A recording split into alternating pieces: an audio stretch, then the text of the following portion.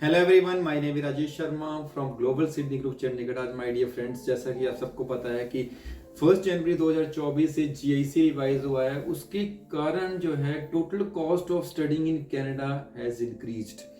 तो जैसा कि आपको पता ही होगा कि 24-25 लाख के करीब अब हमें चाहिए। पहले इनिशियली हमें जो अमाउंट चाहिए होता था वो 18-19 लाख के करीब चाहिए होता था। तो मेरा बोलने का मतलब ये है आज कि क्या अब भी कनाडा जाना एक राइट ऑप्शन है स्टूडेंट्स के लिए। ये सारी चीज़ें डिस्कस करने के लिए इस वीडियो में मैं आज आया हूँ। और अगर आपको वीडियो इन्फॉर्मेटिव यूजफुल लगे तो लाइक और शेयर करें, सब्सक्राइब करें हमारे चैनल को, ताकि कनाडा स्टडी वीज़ा के अपडेट आपको टाइम टू टाइम मिलते रहें।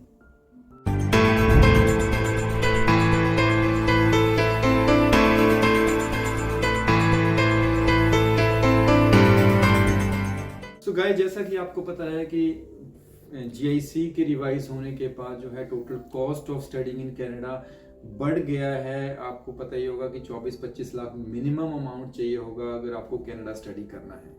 तो क्या ऐसे में आप कनाडा एक आज भी एक बेस्ट ऑप्शन रहेगा या विकल्प रहेगा, हिंदी में अगर बात करें तो आज भी एक अच्छा ऑप्शन है कि नहीं है, तो इसी में मैं बात करने जा रहा हूं। तो जैसा कि आपको पता है आज भी कनाडा एक बेस्ट ऑप्शन है अगर किसी ने कनाडा स्टडी करना है।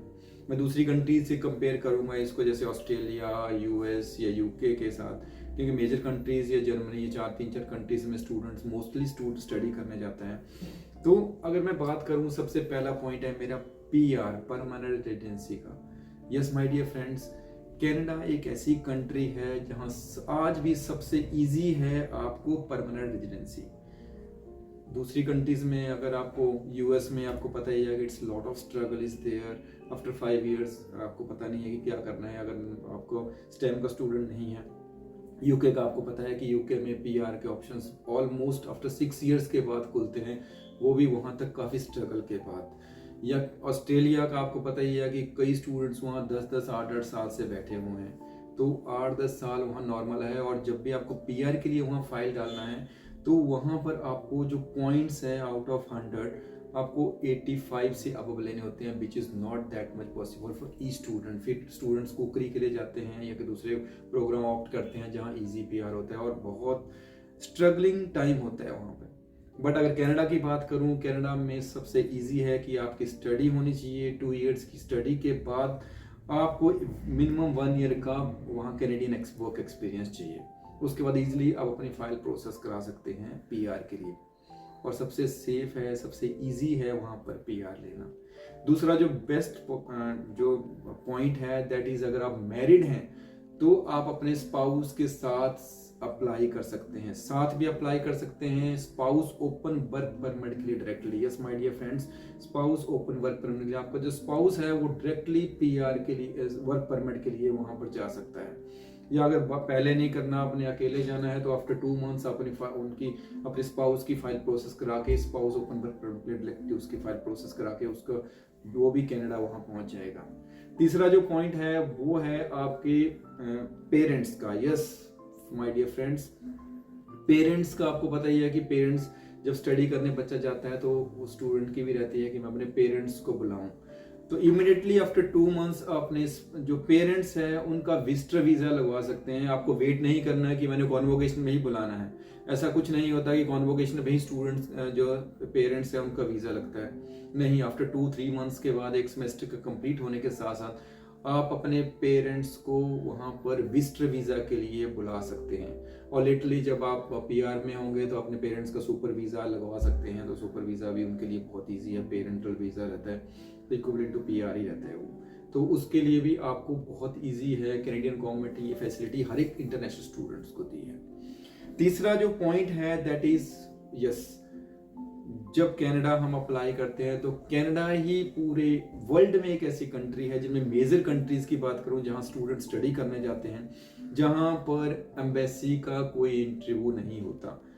दूसरी कंट्रीज में, ऑस्ट्रेलिया में 2 इंटरव्यू रहते हैं। पहले यूनिवर्सिटी इंटरव्यू होगा, फिर जीटी प्रोसेस में इंटरव्यू रहता है, बहुत लंबा प्रोसेस है। यूके में इंटरव्यू रहेगा आपका, यूएस में इंटरव्यू रहेगा, जर्मनी में एम्बेसी इंटरव्यू रहता है। तो डायरेक्टली तो काफ़ी कंट्रीज में इंटरव्यू ही रहता है, आपको एम्बेसी इंटरव्यू फेस करना ही पड़ता है।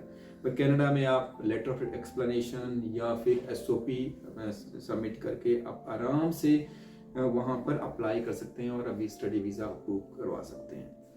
उसके बाद फंडिंग की बात करूं तो जो फंड हैं वहाँ पर भी ज़्यादा नहीं दिखाने होते। दूसरी कंट्रीज़ में आपको फंड्स मिनिमम, यूएस में भी आपको फंडिंग चाहिए, यूके में भी आपको 1 मंथ ओल्ड फंडिंग चाहिए होती है। उसके बाद आप ऑस्ट्रेलिया में भी आपको funding and source of funds कि कहाँ से वो पैसा आ रहा है वो सब दिखाना होता है, जो कि कनाडा में इसका अगर एसटीएस में अप्लाई करते हैं तो उसका रिक्वायरमेंट नहीं है। ये बहुत बड़ा, काफ़ी बड़ा एडवांटेज है हर एक स्टूडेंट को। बहुत से स्टूडेंट हमारे पास इंक्वायरीज आती हैं या स्टूडेंट बोलते हैं कि हम हमारे जो पेरेंट्स है वो एग्रीकल्चरिस्ट हैं या कोई प्रॉपर जो है रिटर्न प्रूफ नहीं है हमारे पास, तो उनके लिए दूसरी कंट्रीज में अप्लाई करना बहुत मुश्किल होता है। कनाडा एक ऐसी कंट्री है जहाँ आराम से वो अप्लाई कर सकते हैं।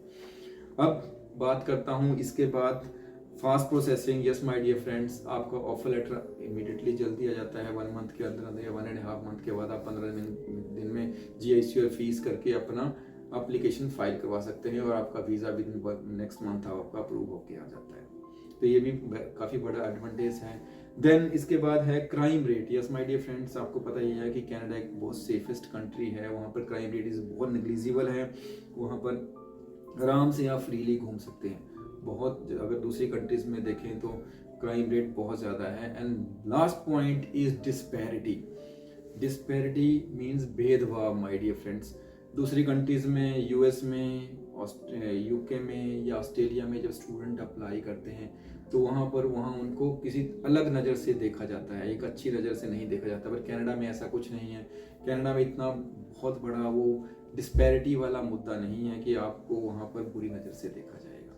तो इतने ज़्यादा बेनिफिट होने के साथ साथ आज भी मैं बोलता हूँ कि कनाडा ही एक ऐसी कंट्री है जहाँ पर आप सेफ हैं, आप अपने पेरेंट्स को बुला सकते हैं, पीआर पा सकते हैं और हर एक चीज़ के लिहाजे से that is the best one. तो देर ना करें, जल्दी से अपनी फाइल असेस करवाइए और अपना कनाडा जाने का ड्रीम पूरा करें।